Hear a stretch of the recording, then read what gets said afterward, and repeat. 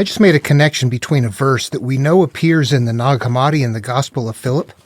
We also know that there is a version of it that appears in Matthew in the Bible, but I found its point of origin 500 years earlier in Buddhism. My name is Dan Paulson. Welcome to the channel. Let's take a look at those verses. First of all, let's look at we'll look at the one from the Bible, Matthew.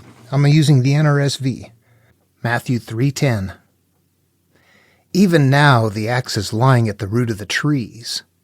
Every tree, therefore, that does not bear good fruit is cut down and thrown into the fire. Okay, we translate that. It's a part of us, right? We know that this plays out in the psyche. It's a living verse. It does something a little bit different than cutting down trees and throwing them in the fire. Clearing up your orchard. Sounds like it. Well, not very much of a spiritual teaching. Okay, so these are analogous to something different. The tree is what is emerging from me. It represents the idea that something is growing from within me. This is presumably because it's bad fruits or doesn't have good fruit. This is when I'm acting out. This is when I'm hurting. This is when I'm screaming, yelling, flying into a rage, getting triggered, all of those things. That is what needs to be cut down and thrown into the fire. Every tree that emerges from the garden, everything that emerges from within us that does not produce good fruit, that is negative and derogatory, has to be thrown into the fire, needs to be dealt with and get gone with. So that's a good spiritual teaching right there. We need to get rid of the stuff that is coming out of us that is hurting us. We go to the Gospel of Philip in the Nag Hammadi, and that's actually right here, Matthew 3:10 in parentheses. It made that connection for us. Already the axe is laid at the root of the trees. It will not merrily cut. What is cut sprouts again.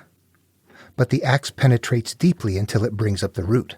So you see this one has the same flavor to it, but there's another element involved. This time they put a root in there.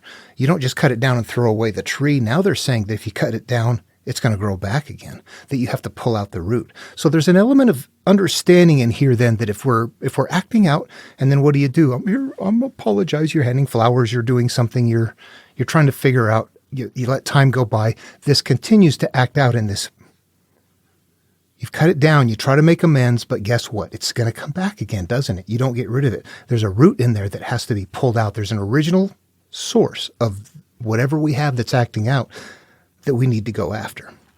Now, we're going to step to the Buddha, the Dhammapada, way in the back, verse 338.